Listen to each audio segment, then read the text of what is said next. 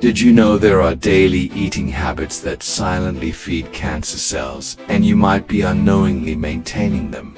Cancer is not just about genetics or luck. There are things on your plate every day that decide the future of your health. By knowing these 6 dietary enemies, you could reduce your cancer risk by up to 40%, starting today. 1. The truth about cancer and the role of nutrition. When I turned 60, I had already seen far too many patients, and even friends, face cancer. Statistics show that about 40% of us will develop cancer in our lifetime.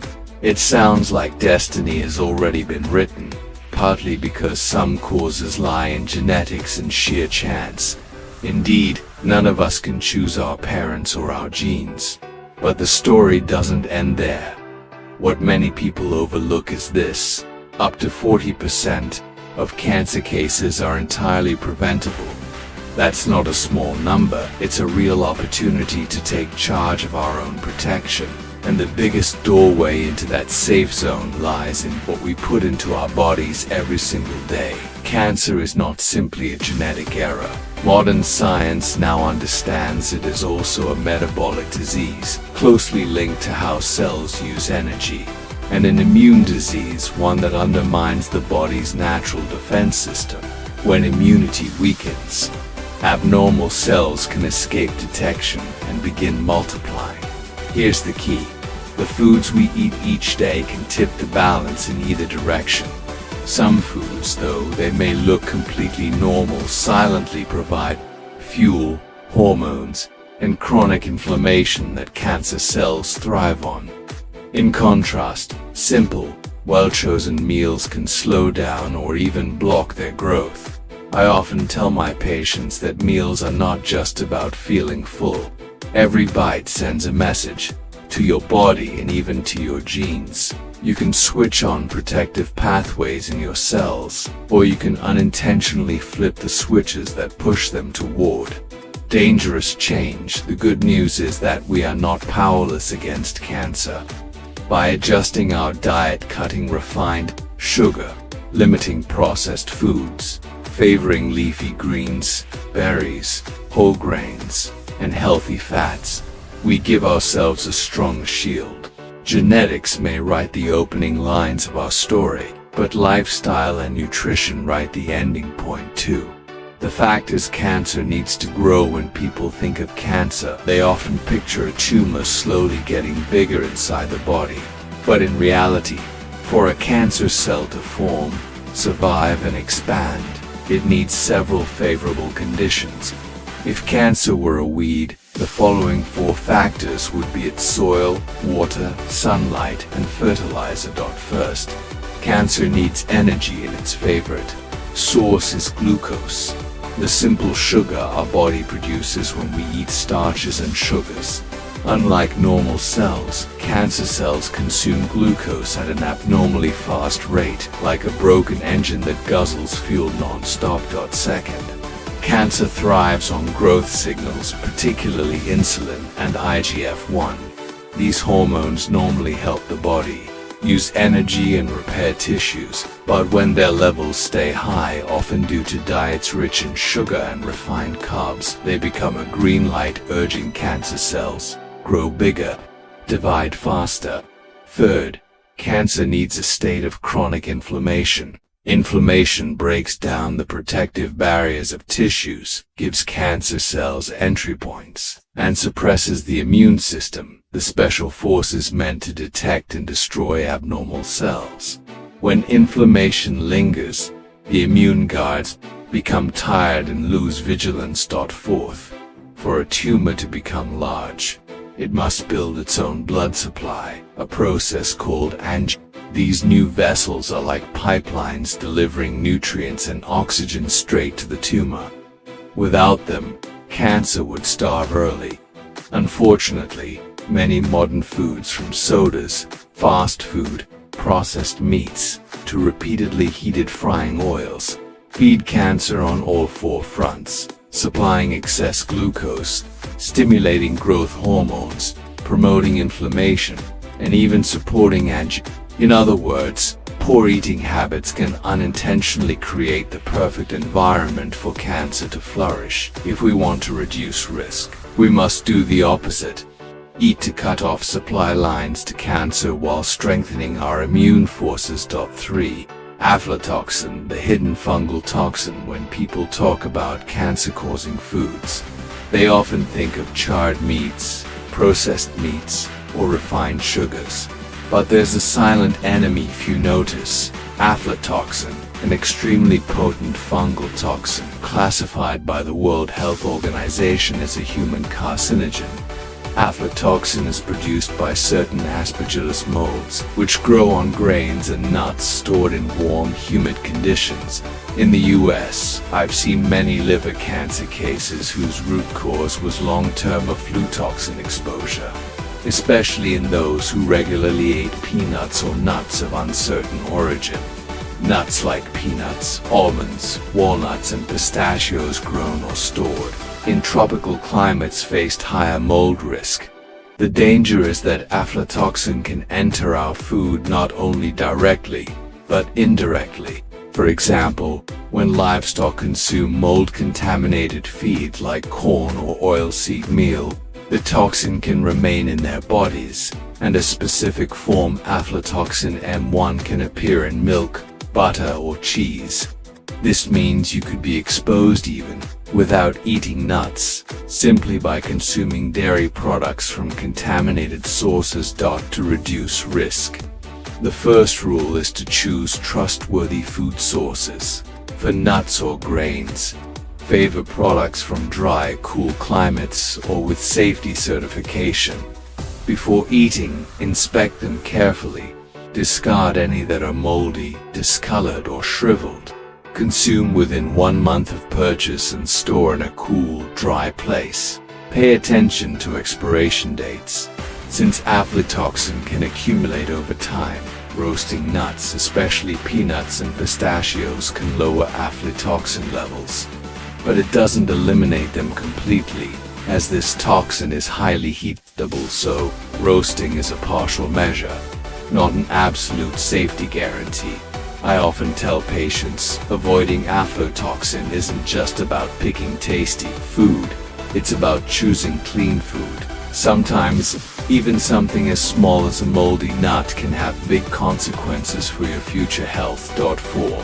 Sugar and refined starches. Sugar and refined starches are among the favorite fuels of cancer cells, and this is not just a vague warning, but a fact supported by research, especially the Warburg effect. This phenomenon describes how cancer cells process glucose rapidly through aerobic glycolysis, even when oxygen is plentiful.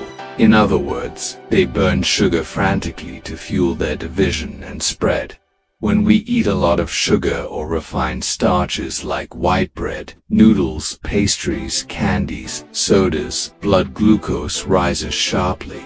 This forces the body to release large amounts of insulin and IGF-1 for healthy cells. These hormones aid growth and repair. For cancer cells, they are a green light to replicate and grow faster. On top of that, a diet high in refined sugar contributes to chronic inflammation, an ideal environment for cancer to break through tissue defenses, invade healthy, white cells, and suppress immune function.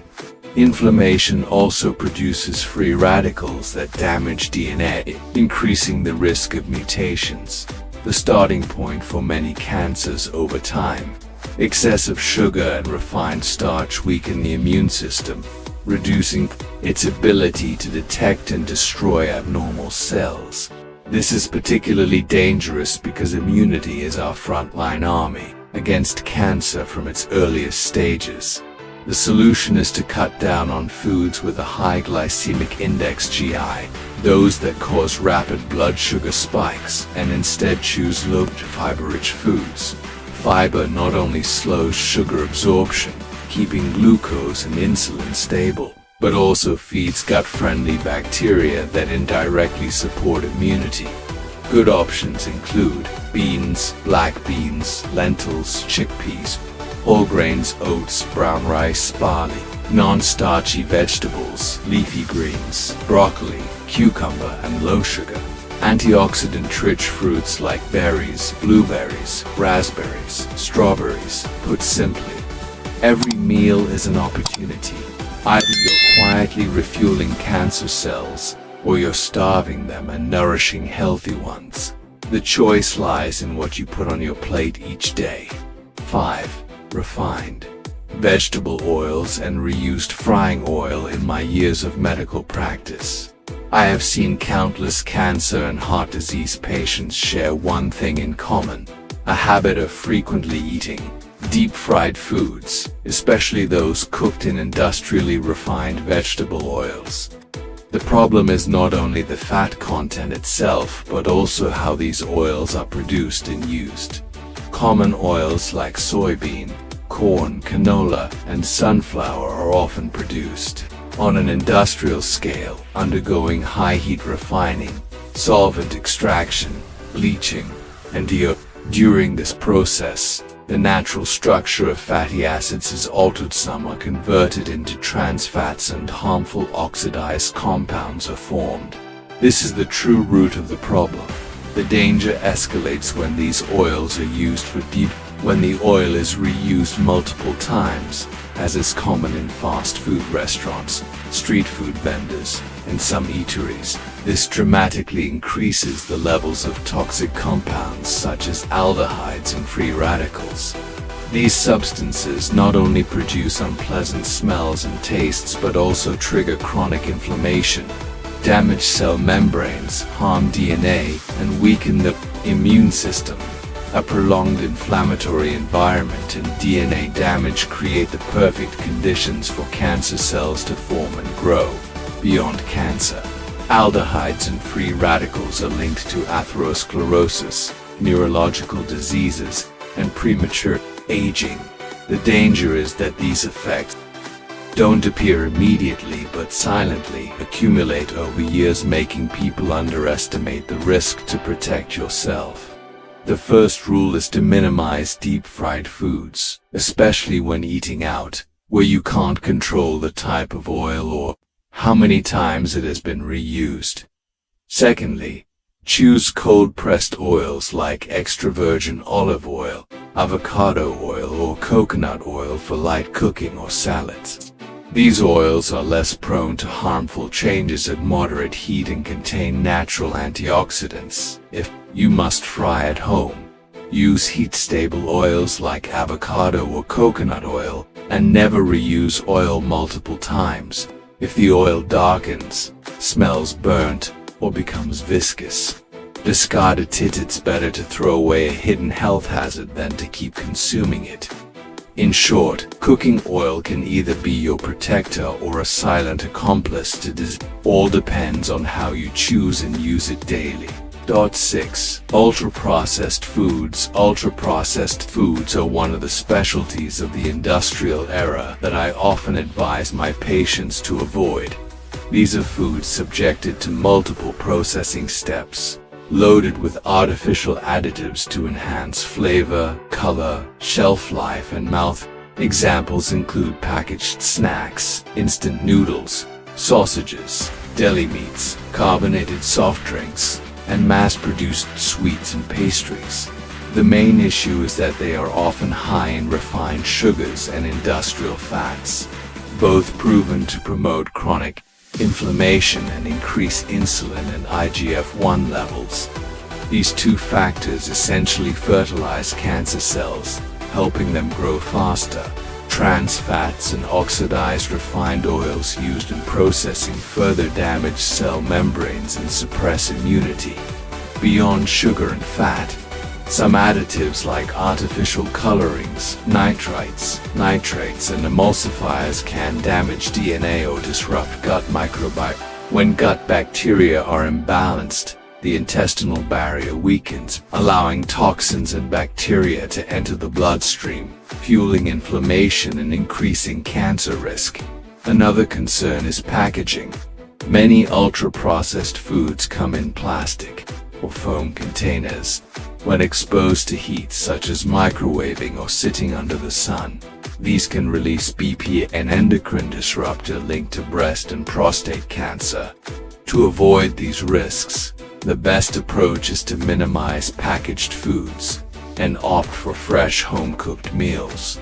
This not only reduces harmful additives but also lets you control sugar, fat, and salt intake.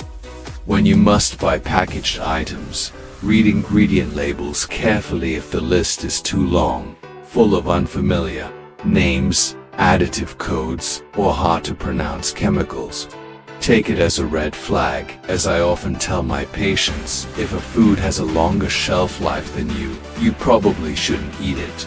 Ultra-processed foods may be convenient and tasty, but the long-term price to your health can be steep. 7. Read in processed meats. Red meat and processed meats have long been debated in the medical community, especially regarding their link to cancer, most notably colorectal cancer. Large observational studies involving hundreds of thousands of people have shown a clear association between high consumption of these meats and higher cancer rates. While not all studies prove direct cause and effect, the biological mechanisms behind this link are well understood. Processed meats like sausages, ham, and bacon often contain sodium nitrite for preservation and color. In the stomach, nitrites can react with amino acids in an acidic environment to form nitrosamine, specifically NDM. The International Agency for Research on Cancer (IARC) has classified as carcinogenic to humans. Cooking methods also matter. High-temperature cooking methods such as grilling, frying, roasting, or BBQ can produce harmful compounds like HCAs, amines, and POS, polycyclic aromatic hydrocarbons, both capable of damaging DNA and initiating or promoting cancer cell formation. The problem isn't just the meat itself. High meat consumption often means lower intake of fiber-rich foods. Fiber from vegetables, fruits, legumes, and whole grains not only helps regulate bowel movements but also feeds beneficial gut bacteria, producing short-chain fatty acids that reduce inflammation and lower colorectal cancer risk. Some studies even suggest high-fiber diets may lower overall cancer mortality. To reduce risk, you don't need to eliminate red meat entirely, but you should keep it moderate.